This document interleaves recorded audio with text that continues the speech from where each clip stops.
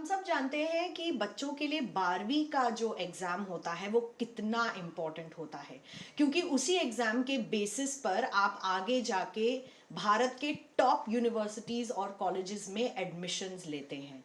लेकिन सरकार की तरफ से ऐसे लगता है कि जो 12वीं का प्रेशर है उसे कम करने की कहीं ना कहीं ये योजना बनाई गई है। इसीलिए दिल्ली यूनिवर्सिटी के जो बड़े बड़े कॉलेजेस हैं, चाहे वो एलएसआर हो, लेडी श्री राम कॉलेज हो, मिरांडा हाउस हो, स्टीफंस हो, हिंदू हो, वहां पर अब एडमिशन लेने के लिए आपको एक एंट्रेंस एग्जाम देना होगा।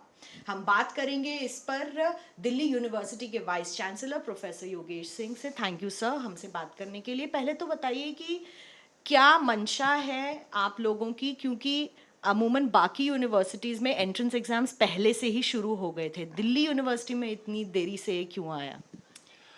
हमारी यूनिवर्सिटी थोड़ी लेट हो गई इसमें। और देखिए, पिछले 3-4 साल से ये इशू चल रहा है कि 100% कट ऑफ जाता है, और इस साल पेंडेमिक भी था, तो बहुत सारे स्टूडेंट्स को 100% मार्क्स भी आए हैं, और उस कारण से बहुत सारे कोर्सेज में 100% पे बंद हो गया एडमिशन। तो ये सुनने में भी अजीब लगता है, वैसे भी अजीब है। क्या मतलब कि आप एक 100% मार्क्स ला रहे हैं। मैं ये नहीं कह रहा कि 100% वाले बच्चे तो बहुत अच्छे हैं ही, 95 वाले भी बहुत अच्छे हैं, 94 वाले भी अच्छे हैं।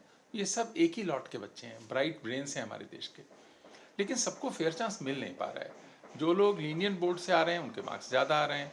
उसी कैलिबर का बच्चा यदि ऐसे बोर्ड से आ रहा है जो कि टाइट बोर्ड है, थोड़ा सख्त है मार्क्स देने में, उसको लगता है वही पॉलिसी ठीक है, होगी भी। हम उस पर कोई कमेंट नहीं करना चाहेंगे उनकी पॉलिसी पे, क्योंकि ये मार्क्स ओरिएंटेड सिस्टम कितना ठीक है ये एक अलग डिबेट का सब्जेक्ट है।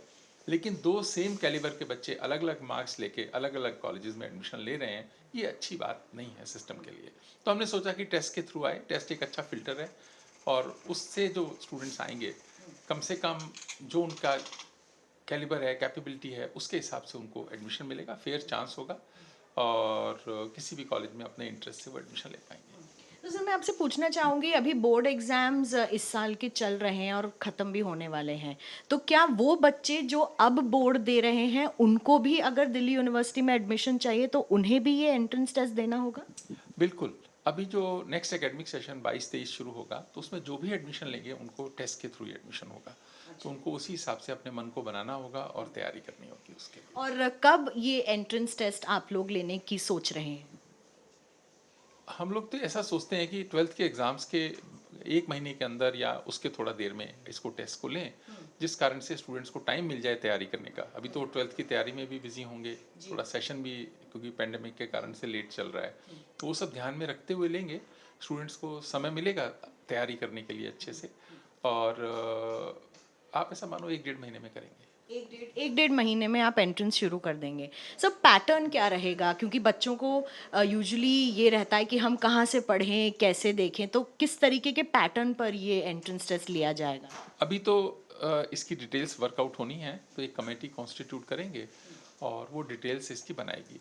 पर अगर मोटे तौर पर एक दो सेक्शन होंगे। सेक्शन 1 तो कॉमन है सबके लिए, एप्टीट्यूड टेस्ट होगा। सेकंड में आप अपने सब्जेक्ट सेलेक्ट करेंगे, एक से ज़्यादा भी हो सकते हैं वो सब्जेक्ट्स, आप सेलेक्ट करके आप अपीयर हो सकते हैं अपने इंटरेस्ट के हिसाब से।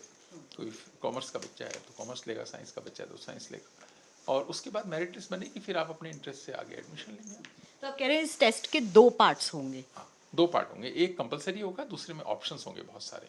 आप अपने इंटरेस्ट से सब्जेक्ट को सेलेक्ट कर सकते हैं, तो ये स्टूडेंट सेंट्रिक व्यवस्था है। सर और क्या ये कॉलेज बेस्ड होगा या कोर्स बेस्ड टेस्ट होगा?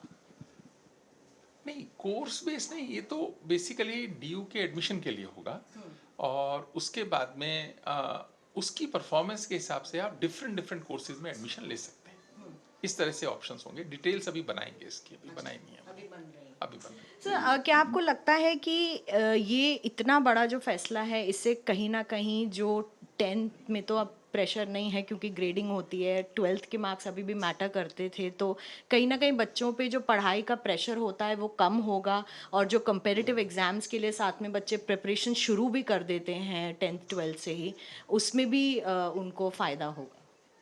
नहीं, देखिए, प्रेशर तो पढ़ाई का रहता ही है। अब अगर 12th का कम होगा तो टेस्ट का प्रेशर आ जाएगा। टेस्ट का नहीं था तो पहले 12th का था।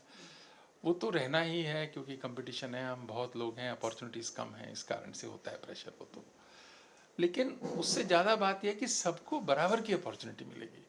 किसी को इस कारण से फ़ायदा या नुकसान नहीं होगा कि वो किस बोर्ड का स्टूडेंट है, अभी तो वो भी हो जाता है।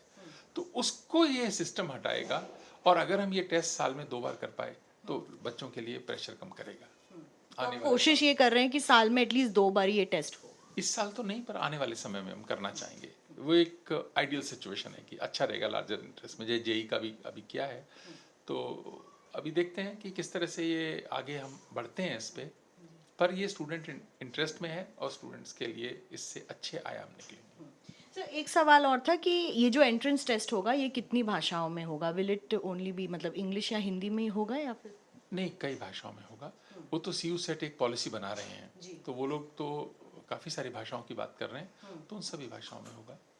और अगर हम कराएंगे तो हम भी उसको कॉपी करेंगे, फिर अच्छा। हम भी सब भाषाओं में करेंगे जितनों में वो कराते हैं। जितनी भी अभी नेशनल एजुकेशन पॉलिसी भी बात कर रहा है इंक्लूजन ऑफ लैंग्वेजेस की और भाषाओं की, तो आप भी उस सेटअप पे ये हम एंट्रेंस जाएंगे ही ना। देखिए, अगर हम नहीं जाते हैं तब तो फिर ये है कि जो हमारे जो स्टूडेंट दूर के हैं, हिंदी भाषी हैं और रीजनल लैंग्वेजेस के हैं, तेलुगु हो सकते हैं, मराठी हो सकते हैं, गुजराती हो सकते हैं, जो उस मीडियम में बच्चे पढ़ रहे हैं, फिर उनके लिए तो फेयर चांस नहीं हुआ ना सिस्टम में। तो वो तो कई भाषाओं में होगा ही होगा, इसलिए कि जो जिस मीडियम से आ रहा है उससे जब अपीयर होगा तो उसको ज़्यादा एडवांटेज होगा उसका।